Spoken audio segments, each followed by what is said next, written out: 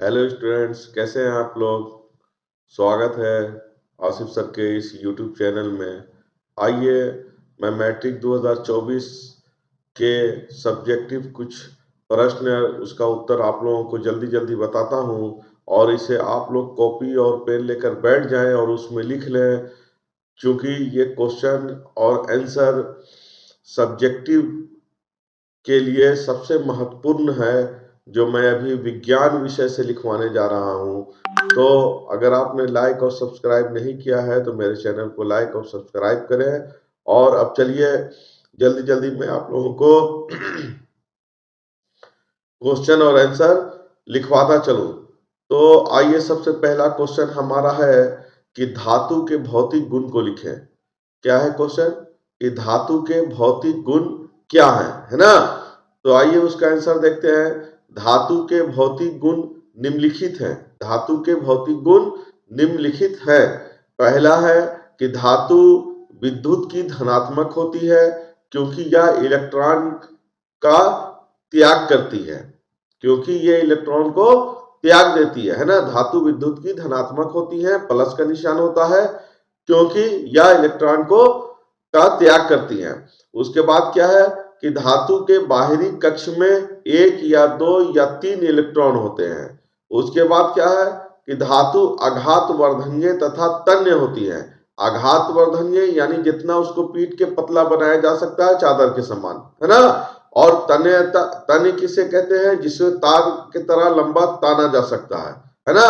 तो पहला क्या है कि धातु विद्युत की धनात्मक होती है, क्योंकि यह इलेक्ट्रॉन का त्याग करती है। दूसरी क्या है कि धातु के बाहरी कक्ष में एक या दो या तीन इलेक्ट्रॉन होते हैं। उसके बाद क्या है कि धातु आघात वर्धनीय तथा तन्य होती है। उसके बाद क्या है कि धातु के द्रव्यमान एवं कवथनांक उच्च होते हैं। गौर से देखिएगा, सारा पॉइंट्स आपको ऑब्जेक्टिव में भी काम कर सकता है। पूछ जाएगा कि धातु के द्रव्यमान एवं कवथनांक उच्च होते हैं, निम्न होते हैं, दोनों होते हैं, है ना। तो यहाँ पर क्या होगा? धातु के द्रव्यमान एवं कवथनांक उच्च होते हैं, है ना।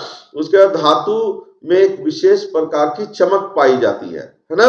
उसके बाद धातु ऊष्मा एवं विद्युत की सुचालक है ना। इसमें लाइट बहुत तेजी से आती है, जैसे चांदी। चांदी की अगर ऑक्सी लगा दिया जाए तो उसमें लाइट जो है बहुत तेजी से आएगी, विद्युत बहुत तेजी से आएगी, है ना। तो धातु में एक विशेष प्रकार की चमक होती है। धातु ऊष्मा एवं विद्युत की सुचालक होती है। उसके बाद क्या है कि धातु कमरे के ताप पर सामान्यतः ठोस होते हैं। धातु जो है कमरे के टेम्परेचर पे, ताप पे वो ठोस होते हैं, है ना। चलिए अगले क्वेश्चन की तरफ हम लोग बढ़ते हैं कि खनिज किसे कहते हैं। खनिज क्या है? खनिज किसे कहते हैं? तो पृथ्वी की परत में पाई जाने वाली धातु युक्त ठोस पदार्थ को खनिज कहते हैं। फिर से सुन लीजिए और लिख लीजिए, उसे याद कर लीजिए। कंफर्म क्वेश्चन आने वाला है ये सब, है ना। और आपकी लाइफ में भी काम करेगा ये सब क्वेश्चन, है ना। खनिज किसे कहते हैं? तो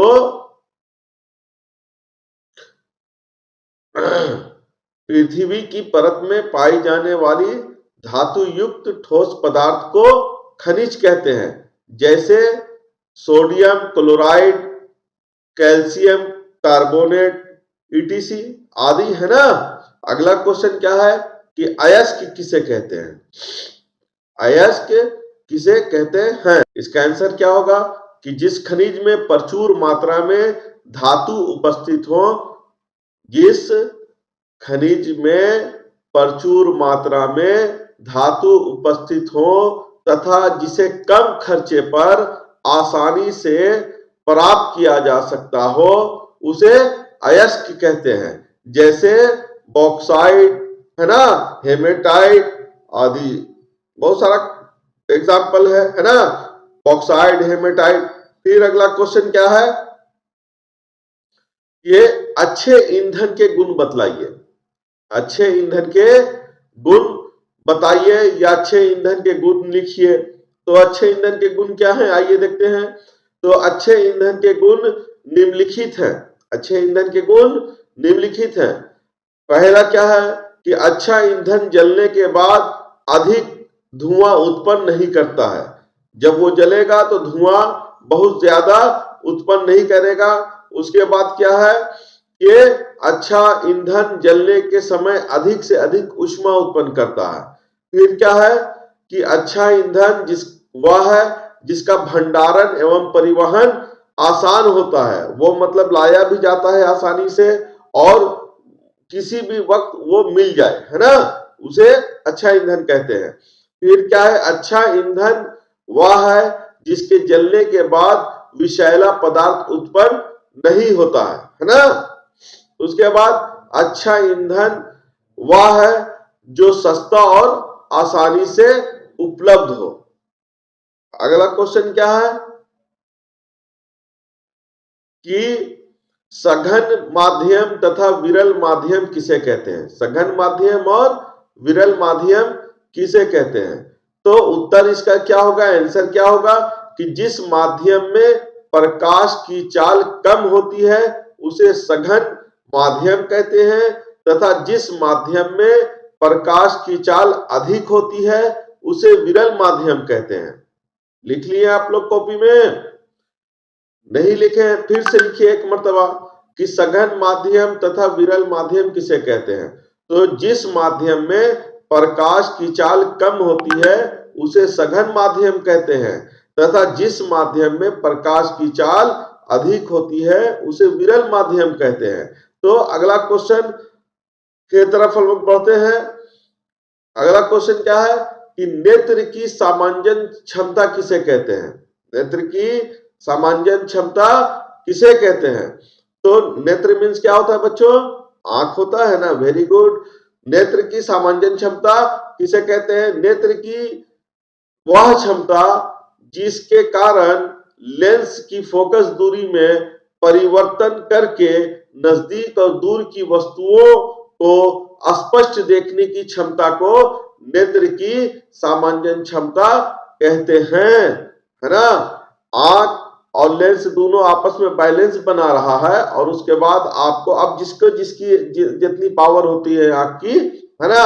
हमारे बहुत सारे बूढ़े लोग हैं जिनकी आंख की पूरा तरीके से डैमेज हो गई, वो कहां से लाएगा रोशनी? नहीं आ पाती है ना। यहाँ पे क्या कह रहा है कि नेत्र की सामांजन क्षमता किसे कहते हैं? तो इसकी परिभाषा क्या होगी कि नेत्र की वह क्षमता जिसके कारण नेत्र लेंस की फोकस दूरी में परिवर्तन करके नजदीक और दूर की वस्तु को स्पष्ट देखने की क्षमता को नेत्र की सामांजन क्षमता कहते हैं। आज साइंस यानी विज्ञान विषय से इतना ही क्वेश्चन है।